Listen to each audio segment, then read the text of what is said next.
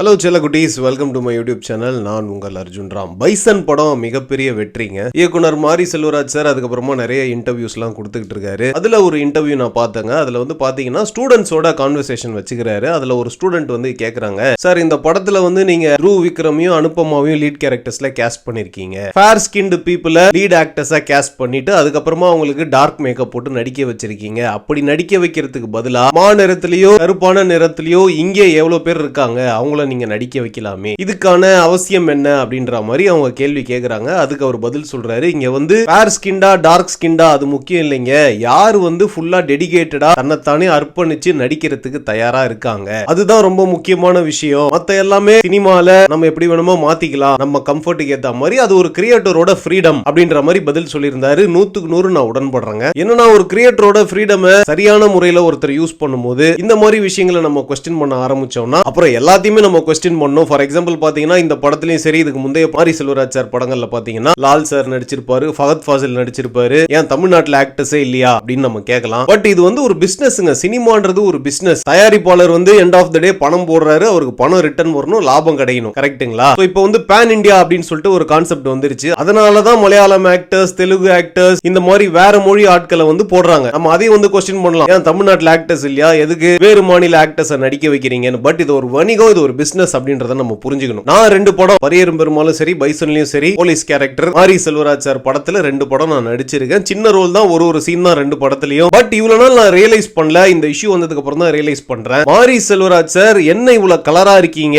உங்களை எப்படி இந்த கதாபாத்திரத்துல பொறுத்துறது அப்படின்னு ஒரு தடவை கூட என்ன கேட்கலைங்க. இன்ஃபேக்ட் பைசன் படத்துல அவரோட அசிஸ்டன்ட் டைரக்டர் கேட்டாரு, என்ன சார் இவ்வளவு கலரா இருக்கீங்க அப்படின்ட்டு. ஆனா மாரி செல்வராஜ் என்னோட திறமையை மட்டும் தான் பார்த்தாரு, நான் நல்லா நடிக்கிறேன்னா அதை மட்டும் தான் பார்த்தாரு. ஏன்னா பரியரும் பெருமாள்ல என்ன கூப்பிட்டு ஆடிஷன் பண்ணாரு. எந்த சீன் ஷூட் பண்ண போறோமோ அந்த சீனை ஃபுல்லா கொடுத்து அந்த ஸ்லாங் எல்லாத்தையும் ஃபுல்லா ஆடிஷன்லயே செக் பண்ணி என்னோட திறமையை மட்டும் பார்த்து எனக்கு அந்த வாய்ப்பை கொடுத்தாரு. பைசன்ல என்ன ஆடிஷன் கூட பண்ணல, நேரா ஷூட்டிங் ஸ்பாட் வர சொன்னாரு. அந்த விதத்துல எனக்கு மாரி செல்வராஜ் மேல இப்ப நினைச்சு பார்க்கும்போது ஒரு பெரிய மரியாதை வருது. ஏன்னா சினிமால நான் கலரா இருக்கேன் அப்படின்ற ஒரு காரணத்தினால ஏகப்பட்ட ரிஜெக்ஷன்ஸ் நான் ஃபேஸ் பண்ணிருக்கேங்க. ஏன்னா இப்ப கடந்த 10 வருஷமா ட்ரெண்ட் தமிழ் சினிமால மாறி போச்சுங்க. ஒரு காலத்துல அரவிந்த் சாமி, அஜித் குமார் சார், கமலஹாசன் சார் இவங்களெல்லாம் எப்படி கொண்டாடினாங்களோ, கலரா இருக்காங்க, ஹீரோனா இப்படி இருக்கணும் அப்படின்ற மாதிரி ஒரு விஷயம் இருந்தது. இந்த 10 வருஷமா அது கிடையாது. நீங்க எவ்வளவுக்கு எவ்வளவு மாநிறமாவோ கருப்பாவோ ஒரு பாய் நெக்ஸ்ட் டோர் மாதிரி நீங்க இருக்கீங்களோ அப்பதான் உங்களுக்கு ஆடியன்ஸ் ஏத்துப்பாங்க அப்படின்னு சொல்லிட்டு இண்டஸ்ட்ரியில ஒரு பிலீஃப் இருக்குங்க. நான் சத்தியமா ஆடியன்ஸுக்கு அந்த மைண்ட் செட் இருக்குன்னு நான் சொல்ல மாட்டேன். எந்த ஒரு நல்ல நடிகரா இருந்தாலும் ஆடியன்ஸ் ஏத்துப்பாங்க. அன்பார்ச்சுனேட்லி கிரியேட்டர்ஸ்க்கு அப்படி ஒரு மைண்ட் செட் வந்துருச்சு. பட் என்ன வருத்தம் எனக்கு அப்படின்னு பாத்தீங்கன்னா, நான் தமிழன் தாங்க, தமிழ்நாட்டு பையன் தான், என்னோட பூர்வீகம் தஞ்சாவூர், நான் கலரா பிறந்தது என்னோட தப்பா, அந்த இன்க்ளூசிவா ஏத்துக்க மாட்டேன்றாங்க. ஃபேர் ஸ்கின் வர வர நான் நல்லா நடிக்கல, உங்களுக்கு நடிக்க வரல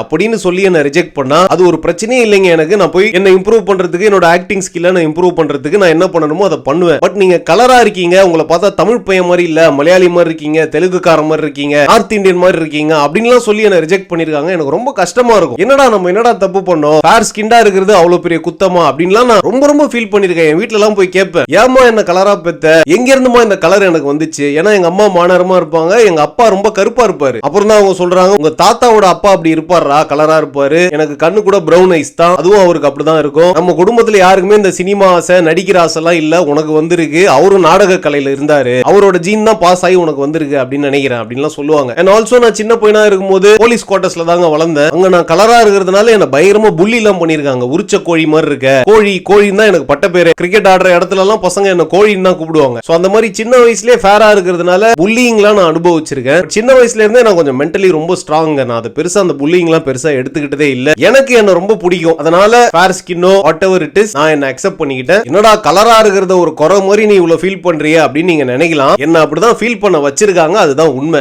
என்ன பொறுத்த வரைக்குங்க கலர், நீங்க ஃபேர் ஸ்கின்னா இருந்தாலும் சரி, டார்க் ஸ்கின்னா இருந்தாலும் சரி, மாநிறமா இருந்தாலும் சரி, ஒரு ஸ்கின் கலரை வச்சு ஒருத்தரை எடை போடுறது ரொம்ப தப்பான விஷயம். அதே மாதிரி ஸ்கின் கலருக்கும் அழகுக்கும் சம்பந்தமே இல்லைங்க. Beauty lies in the eyes of the beholder அப்படின்னு சொல்லுவாங்க. சோ ஒரு சில பேருக்கு கலரா இருக்கிறவங்கள பிடிக்கும், அழகா இருக்கிறாங்கன்னு நினைப்பாங்க. ஒரு சில பேருக்கு கருப்பா இருக்கிறவங்கள பிடிக்கும், ஒரு சில பேருக்கு மாநிறமா இருக்கிறவங்கள பிடிக்கும். கருப்பா இருக்கிறவங்கள அழகா நினைக்கலாம், மாநிறமா இருக்கிறவங்கள அழகா நினைக்கலாம். அது அவங்கவுங்க பார்வையில இருக்கு. பொத்தாம் பொதுவா தமிழ்நாடுனா கருப்பா தான் இருக்கணும், நீ கலரா இருக்க, நீ தமிழ் பையன் இல்ல அப்படின்னு சொன்னா என் மனசு எவ்வளவு கஷ்டப்படும். பட் இந்த விஷயம் எல்லாம் தமிழ் சினிமால கேஸ்டிங் பண்றப்போ இருக்கா அப்படின்னு கேட்டீங்கன்னா கண்டிப்பா இருக்கு. முன்னெல்லாம் பாத்தீங்கன்னா கருப்பா இருக்கிறதுனால உங்களை ஹீரோயினா போட முடியாது, உங்களை ஹீரோவா போட முடியாது அப்படின்லாம் சொல்லுவாங்களாம். பட் இப்போ கலரா இருக்கிறதுனால வாய்ப்புகள் வந்து நிறைய பேருக்கு கொடுக்காம இருக்கிறவங்களும் இருக்காங்க. என்ன பொறுத்தவரைக்கும் ரெண்டுமே தப்பு தான். ஃபேரா இருந்தாலும் சரி, டார்க் ஸ்கின்டா இருந்தாலும் சரி, அந்த கதைக்கு ஆப்டா இருந்தா நீங்க யார வேணா வச்சு படம் பண்ணலாம். ஆடியன்ஸ் ஏத்துக்க ரெடியா தான் இருக்கிறாங்க. பட் நிறைய பேரோட கேள்வி என்னவா இருக்குன்னா, சரி த்ரூவ் ஃபேர் ஸ்கின்டு தான், அனுபமா ஃபேர் ஸ்கின்டு தான், அவங்கள கதாபாத்திரமா போடுறாங்க, ஹீரோ ஹீரோயினா போடுறாங்க, அப்படியே நடிக்க வைக்க வேண்டியது தானே, அது எதுக்கு டார்க் ஸ்கின்டா மாத்தணும் அப்படின்னு ஒரு கேள்வி வைக்கிறாங்க.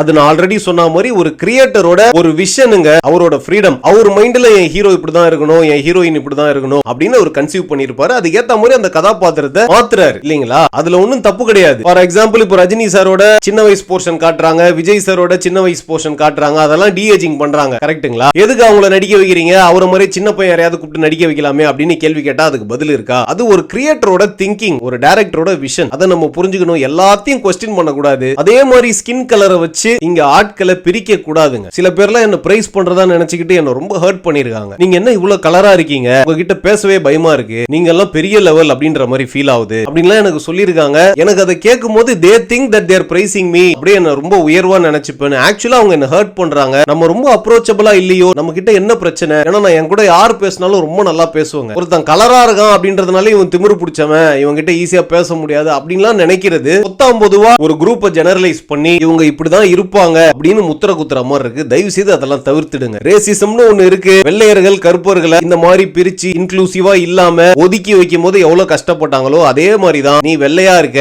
நீ எங்க குரூப் இல்ல, வேற மாதிரி இருக்க அப்படின்னு ஒதுக்கி வைக்கும் போது அதே மாதிரி மனசு காயப்படும். அதனால வெள்ளை கருப்பு மானரம் இது எல்லாத்தையும் தாண்டி மனுஷனா பாருங்க, டேலண்டா பாருங்க. டேலண்ட் யாருக்கு இருந்தாலும் வாய்ப்பு கொடுங்க. இவன் கலரா இருக்கான் அதனால இவன் எவ்வளவு டேலண்டடா இருந்தாலும் அவனுக்கு வாய்ப்பு கொடுக்க கூடாது அப்படின்ற மைண்ட் செட் ரொம்ப ரொம்ப தப்புங்க. அதனால நானே ரொம்ப பாதிக்கப்பட்டிருக்கேன். அதனால I wanted to make this video. இப்போ என்ன மாதிரி நிறைய பேருக்கு ஸ்கின் கலரால ரிஜெக்ஷன்ஸ் ஏற்பட்டிருக்கலாம். சினிமால ஃபேரா இருக்கிறதுனாலயோ, கருப்பா இருக்கிறதுனாலயோ, மாநிறமா இருக்கிறதுனாலயோ எல்லாரும் ரிஜெக்ட் பண்ணவும் சினிமால ஆட்கள் இருக்காங்க. ஒரு விஷயம் நல்லா புரிஞ்சுக்கோங்க, சினிமா அது மட்டும் இல்ல, எந்த துறையா இருந்தாலும் ரிஜெக்ஷன்ஸ் இருக்குங்க. வாழ்க்கைனா ரிஜெக்ஷன்ஸ் இருக்கும். 100 விஷயம் நம்ம அட்டம் பண்ணோம்னா ஒரு விஷயம் தான் சக்சஸ் ஆகும், 99 விஷயம் ரிஜெக்ஷன் தாங்க ஆகும். அதை ஏத்துக்கிற மனப்பக்குவத்தை நம்ம வளர்த்துக்குவோம். Hopefully everything changes. கொஞ்சம் கொஞ்சமா இந்த டிஃபரன்சஸ் எல்லாம் பிரிஞ்சு டேலண்டா மட்டும் பாப்பாங்க அப்படின்னு சொல்லிட்டு நம்ம எல்லாரும் நம்புவோம். நம்மளோட எண்ணங்கள் அழகா இருக்கணுங்க, அதுதான் மெயின். இந்த வெளி தோற்றம் அதெல்லாம் ரெண்டாவது தான். சரி, என்னோட ஆதங்கத்தையும் தமிழ் சினிமால காஸ்டிங் எப்படி இருந்தா நல்லா இருக்கும் அப்படின்ற என்னோட ரேண்டையும் கேட்டதுக்காக ரொம்ப நன்றி. Thank you so much for watching. நான் இன்னொரு சுவாரஸ்யமான வீடியோல சீக்கிரம் உங்களை சந்திக்கிறேன். Until then, tada, bye bye, see you, Wardha மாமே, டுர்ரே. தனி ஒருவன் நினைத்து விட்டார்